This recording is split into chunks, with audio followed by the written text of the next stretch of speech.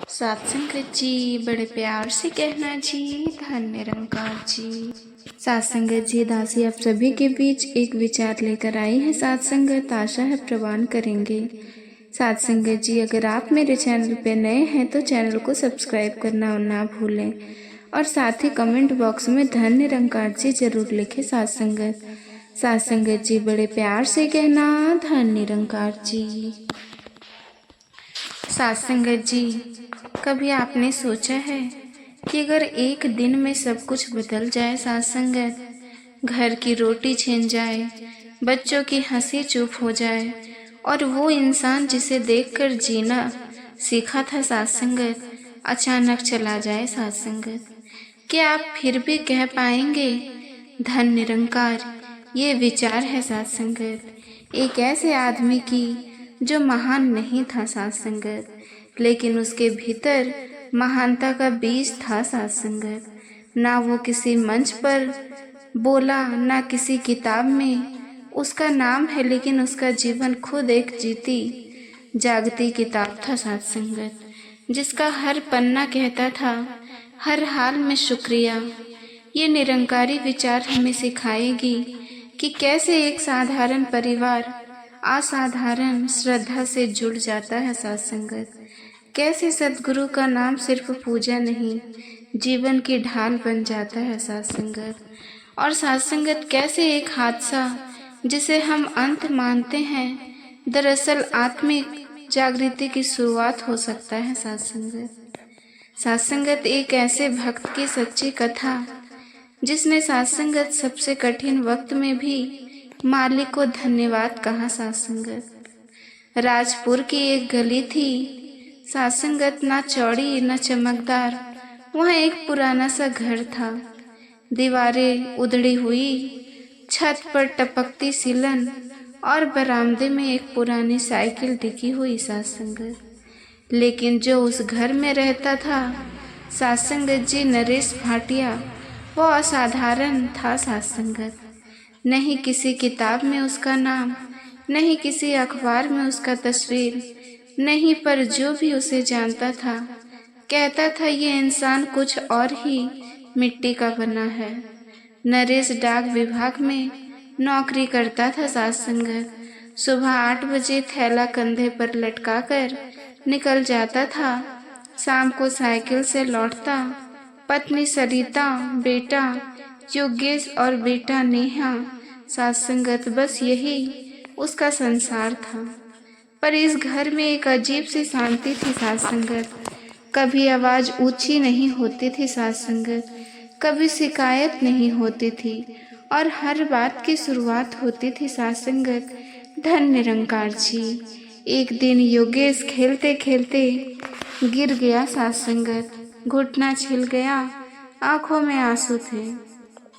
नरेश ने घाव धोया, दवा लगाई और फिर धीरे से पूछा, अब बता इस पर शुक्रिया कैसे कहेंगे?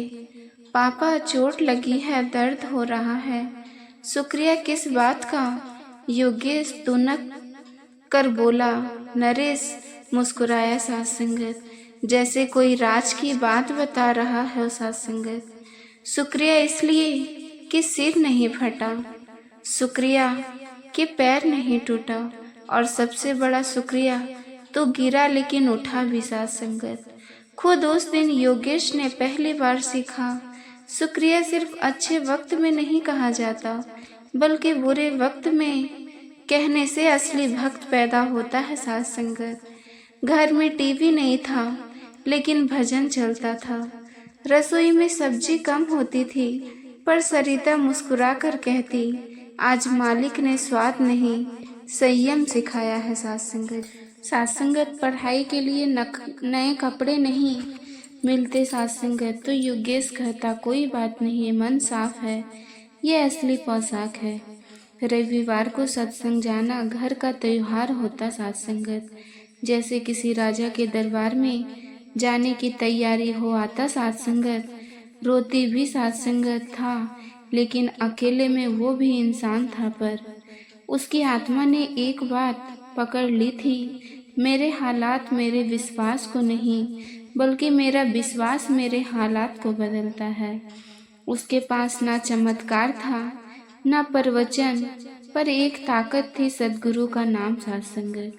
एक दिन एक फोन कॉल ने सब कुछ बदल दिया। घर का दरवाजा खुला था, पर हवा बंद लगने लगी। सत्संगत, दीवारें वही थी, पर सत्संगत जी, उन पर अब शब्द नहीं, सिसकियां गूंजती थी सत्संगत। और वो धन निरंकार कहने वाला नरेश अब आंसुओं से कह रहा था, मालिक, यह भी तेरी रजा है। दिन शुक्रवार, समय शाम के। सत्संगत जी 6:45, जगह नरेश का घर, राजपुर, सरिता। सत्संगत जी रसोई में चाय बना रही थी, नेहा होमवर्क कर रही थी, योगेश खेल कर लौटा ही था, और नरेश थका हारा दरवाजे पर साइकिल खड़ी कर रहा था। सत्संगत, तभी मोबाइल की घंटी बजी। नरेश का चेहरा हल्का सा सख्त हुआ। स्क्रीन पर नाम चमक रहा था, शंकर चौधरी। सत्संगत जी, पुलिस थाना। नरेश ने फोन उठाया। हाँ बोलिए। वो सुनता रहा और धीरे धीरे उसकी आंखें फैलती गई। सत्संगत, होंठ कांपते, हाथ से मोबाइल गिर गया। घर की हवा अचानक भारी हो गई। सरिता दौड़ी आई। क्या हुआ नरेश? किसका फोन था? नरेश जैसे किसी गहरे कुएं में डूब गया था। फिर कांपती आवाज में बोला, यज्ञेश, आज तो टूर्नामेंट खेलने गया था, उसका एक्सीडेंट हो गया। सरिता की आंखें तुरंत भर आई। क्या क्या वो ठीक है? नरेश कुछ नहीं बोला, सिर्फ पास आकर बैठ गया, सिर झुका लिया और कहा, वो अब नहीं है। सरिता की चीख पूरे मोहल्ले में गूंज गई। नेहा अपनी कॉपी फेंक कर माँ के पास लिपट गई। नरेश एक कोने में बैठा रहा। सत्संगत, जैसे किसी ने उसकी आत्मा निकाल ली हो।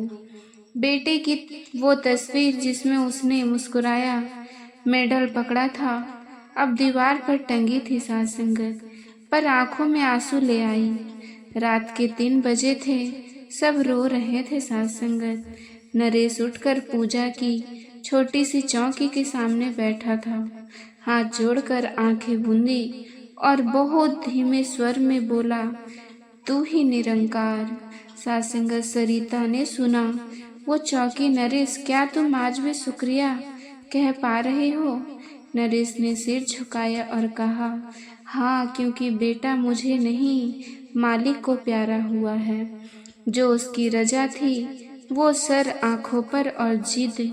सत्संगत, घर में उसका नाम है, वहाँ दुख भी उसी की मर्जी से आता है। सरिता फूट फूट कर रो पड़ी, लेकिन उस रात पहली बार उन्होंने मिलकर नाम सिमरन किया, अपने बेटे की आत्मा की शांति के लिए और खुद को संभालने के लिए। योगेश की अंतिम यात्रा में सैकड़ों लोग आए, लेकिन सब तब स्तब्ध रह गए। सत्संगत, जब नरेश ने मंच से सिर्फ एक बात कही, मेरा बेटा चला गया, लेकिन उसके पीछे उसकी मुस्कान छोड़ गया। मैं इस मुस्कान को पालूंगा, रोज सेवा, सिमरन और सत्संग से हर दिन मैं मालिक से यही कहूँगा, हर हाल में शुक्रिया। यह वही पल था जब नरेश साधारण नहीं था। सत्संगत, अब वो सिर्फ एक पिता नहीं था। सत्संगत जी, अब वो बन गया था सच्चे भक्त का जीवंत उदाहरण। सत्संगत जी, जीवंत उदाहरण। जब समाज सवाल उठाने लगा, क्या ये आदमी पागल हो गया है? लेकिन नरेश ने जवाब दिया, ना, मैं भक्त हो गया हूँ। योगेश की अंतिम यात्रा को सत्संगत 3 दिन हो चुके थे। सत्संगत, राजपुर के लोग अभी भी हैरान थे। एक पिता जिसने अपना बेटा खोया, वो रोने के बजाय सत्संग में जा रहा है, लोगों को प्रेरणा दे रहा, और सबसे बढ़कर सत्संगत जी हर मिलने वाले से कह रहा, धन निरंकार जी। मोहल्ले के कोने में बैठी अम्मा बोली, आजकल के लोग बेटा खोकर पागल हो जाते हैं, लेकिन ये नरेश कहीं अंदर से टूट तो नहीं गया? पास बैठा बनवारी बोला, नहीं अम्मा, ये टूट नहीं गया, ये तो ऐसा लग रहा है जैसे किसी और ही रोशनी में जीने लगा है। सासंगत जी, किसी ने पूछा, नरेश तुझे गुस्सा नहीं आया, भगवान पर नफरत नहीं हुई? नरेश ने कहा, मालिक का ही तो मेरा भी था सासंगत। और सासंगत जी अब वही उसे अपने पास ले गया जो चीज मेरी थी। सासंगत जी, नहीं उसका चला जाना दुख दे सासंगत, ये मेरा अहम है सासंगत, आस्था नहीं। मुझे दुख है, पर उससे बड़ा मेरा शुक्रिया है। योगेश के चले जाने के बाद पहला रविवार था। सासंगत जी सब सोच रहे थे नरेश नहीं आएगा आज, लेकिन ठीक 9 बजे नरेश, सरिता और नेहा तीनों सत्संग भवन पहुंचे। सर पर सफेद कपड़ा, हाथ में रुमाल और आंखों में अजीब सी शांति। सासंगत वहां मंच से जब सासंगत जी भावनात्मक भजन चल रहा था, जो तेरा रजा वही मेरी रजा हो जाए सासंगत, तो लोगों की आंखें भर आई। नरेश चुपचाप सिर झुकाए बैठा था। भजन के बाद जब उसे मंच पर बुलाया गया तो उसकी सांसें थम गई। महापुरुषों, मैंने अपना बेटा खोया है, ये सच है, लेकिन मैंने खुद को खोने नहीं दिया। ये सद्गुरु की कृपा है। दुख को पकड़कर बैठने वाला भक्त नहीं बनता सात्संगत, मालिक की रजा को सिर पर ले लेने वाला ही सच्चा भक्त बनता है सात्संगत। अगर मेरा धन निरंकार केवल अच्छे वक्त तक सीमित हो तो सात्संगत वो श्रद्धा नहीं सौदा है, पर मेरा भक्त सात्संगत विश्वास सौदे वाला नहीं, वो प्रेम वाला है सात्संगत, जो हर हाल में शुक्रिया कहता है। सात्संगत जी, भगवान तालियों से नहीं आंसुओं से भर गया। जब तक विश्वास सिर्फ लाभ के लिए हो वो डगमगा जाता है सात्संगत, पर जब विश्वास रिश्ते की तरह हो तो वो अंधेरे में भी दीपक बन जाता है सात्संगत। नरेश की कहानी सिर्फ उसके घर तक सीमित नहीं रही सात्संगत, उसके जीवन की शांति और समर्पण धीरे धीरे लोगों के दिलों में उतरने लगी। पर सबसे अनोखा बदलाव वहाँ आया सात्संगत जहाँ कोई उम्मीद नहीं करता था। नाम था विक्रम, उम्र 22 साल, कभी स्कूल का होशियार लड़का, पर अब मोबाइल चोरी, बाइक लूट और शराब पीकर मोहल्ले में गाली गलौज। उसके माता पिता थक चुके थे सात्संगत, पुलिस भी जानती थी विक्रम है तो झंझट है सात्संगत। एक दिन उसकी माँ, जो अक्सर रोती रहती, नरेश के साथ सत्संग में आई। वहाँ भजन चल रहा था, नाम से मन का अंधकार मिटे। सात्संगत जी वो घर जाकर बोली, बेटा एक बार चल मेरे साथ। जिस आदमी ने अपना बेटा खोया वो आज भी मालिक की शुक्रिया करता है, तू एक बार उसका सामना कर सात्संगत जी। विक्रम सात्संगत जी झंझलाया, गाली दी, लेकिन फिर हार गया। विक्रम सत्संग भवन आया, चेहरे पर झंझलाहट, आंखों में चिढ़। नरेश ने दूर से उसे देखा और मुस्कुराकर पास बुलाया, बेटा विक्रम तू आया, बहुत अच्छा किया। तू किसी गलती से बुरा नहीं बन पाया सात्संगत, तू बस नाम से दूर हो गया। पर सात्संगत जी पास आजा, बदल जाएगा। विक्रम ने कोई जवाब नहीं दिया, बस चुपचाप बैठ गया। भजन गूंजा, हर हाल में शुक्रिया, और मंच से नरेश बोला, मैंने बेटा खोया है पर विश्वास नहीं, क्योंकि मालिक की रजा ही असली दुआ है सात्संगत। विक्रम का दिल कांप गया, उसने नीचे देखा और पहली बार उसके गालों पर गर्म आंसू फिसलते विक्रम ने माँ से कहा, माँ वो आदमी पागल नहीं है, वो भक्त है, और मैं अब से चोरी नहीं करूँगा। सात्संगत जी अब मेरी सुबह धन निरंकार से शुरू होगी। सात्संगत जी उसने अपने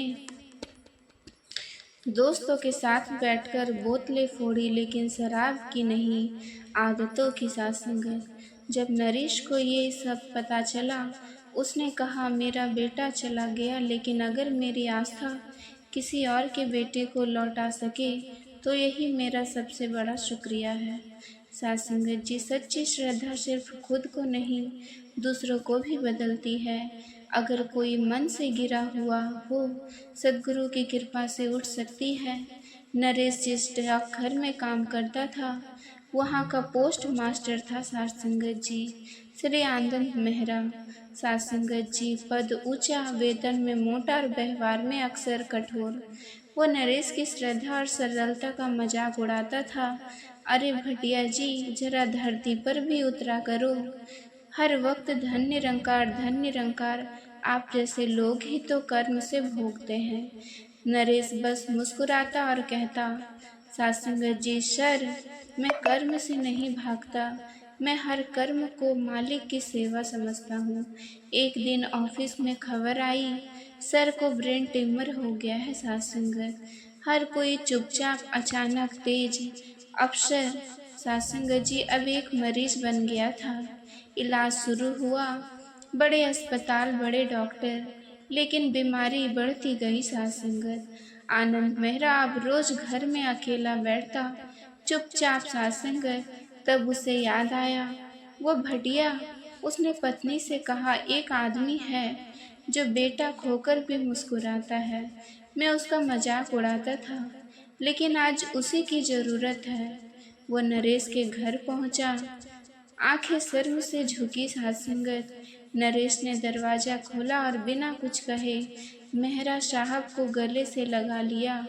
मेहरा रंधे गले से, मुझे माफ कर दो नरेश जी, जब आपके बेटे की खबर सुनी थी, तब भी मैं सोचता था ये दिखावा है, मजबूरी है। लेकिन अब जब खुद की बारी आई, मुझे समझ में आया कि मजबूरी नहीं, ये तो मजबूरी है सासंगत। नरेश धीरे से, भाई साहब, बीमारी शरीर की हो या सोच की, दोनों का इल्जाम नाम में है डॉक्टर। आपको दवा देंगे, लेकिन ध्यान, सिमरन और सतगुरु का विश्वास आपको हिम्मत देगा। मेहरा साहब ने पहली बार सत्संग में भाग लिया, पहली बार किसी भजन में आंखें नम हुई, पहली बार उन्होंने दिल से कहा, धन्य निरंकार जी। इलाज चलता रहा, पर मन में भय से नहीं, आस्था से भरा था सासंगत। कुछ हफ्ते बाद जब MRI रिपोर्ट आई, डॉक्टर चकित थे, सर ट्यूमर सासंगत जी श्रिंकिंग मोड में है, आप में कोई अजीब सी पॉजिटिविटी है सासंगत जी। मेहरा साहब मुस्कुराए, अब उन्हें जवाब पता था, ये दवा नहीं, दुआ का असर है। श्रद्धा का मजाक उड़ाना आसान है, लेकिन जब जिंदगी हिलती है, आस्था ही थामती है। बीमारी चाहे कितनी भी गहरी हो, अगर मन ठीक हो गया तो शरीर भी साथ देने लगता है सासंगत। सासंगत जी, राजपुर शहर में वार्षिक निरंकारी सत्संग समागम हो रहा था। देश भर से श्रद्धालुओं आए थे, मुख्य अतिथि भी साधु सेवा दल और कई वरिष्ठ प्रचारक थे। और इस बार एक आदमी को भी मंच पर बुलाया गया था, नाम नरेश भटिया, डाक विभाग का छोटा कर्मचारी सासंगत जी। अब लोगों के लिए सच्चे समर्पण की मिसाल, अब हम आत्मत्रित करते हैं सासंगत। सासंगत जी, राजपुर से सेवा भावी और सहनशील भाई नरेश भटिया को, जिन्होंने हर हाल में शुक्रिया के वास्तविक अर्थ को जी कर दिखाया। मंच पर सैकड़ों लोग बैठे थे, लेकिन जैसे ही नरेश खड़ा हुआ, सन्नाटा छा गया। उसके चेहरे पर कोई बड़ा भाषण देने वाला उत्साह नहीं था, बल्कि एक गहरी विनम्रता और आंखों में आस्था की चमक।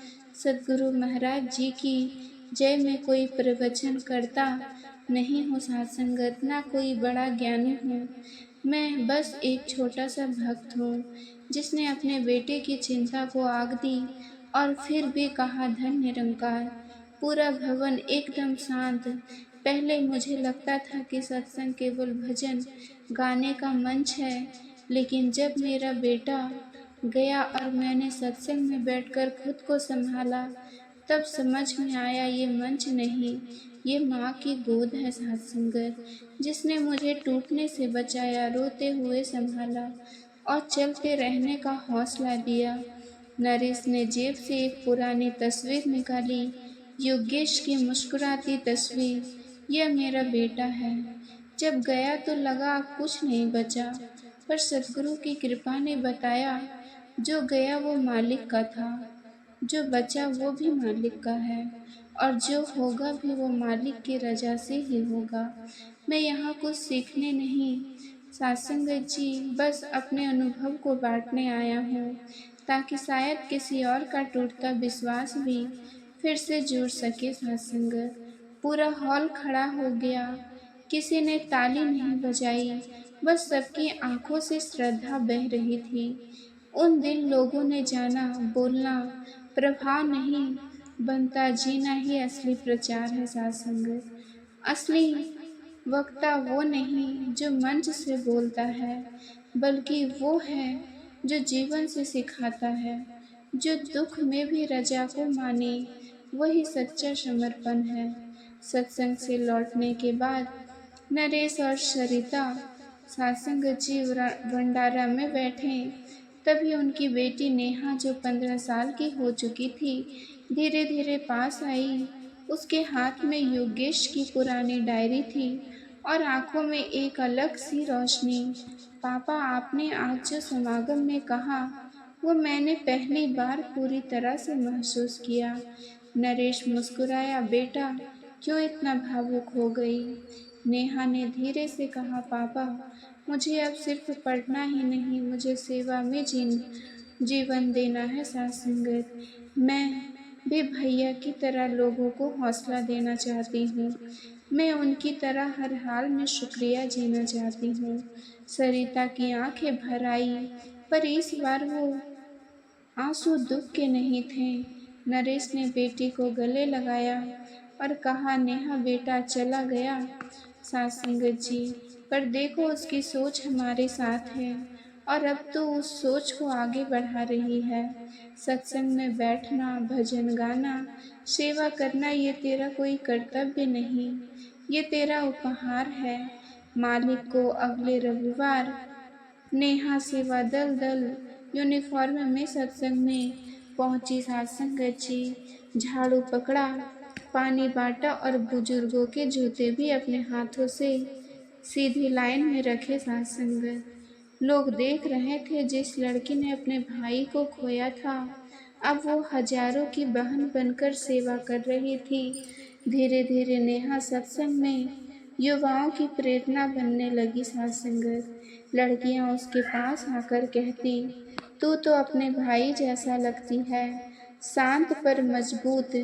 नेहा बस मुस्कुरा कर कहती, मैं योगेश नहीं बन सकती, पर उनकी तरह सोच सकती हूँ, और सबसे जरूरी बात, हर हाल में शुक्रिया कर सकती हूँ।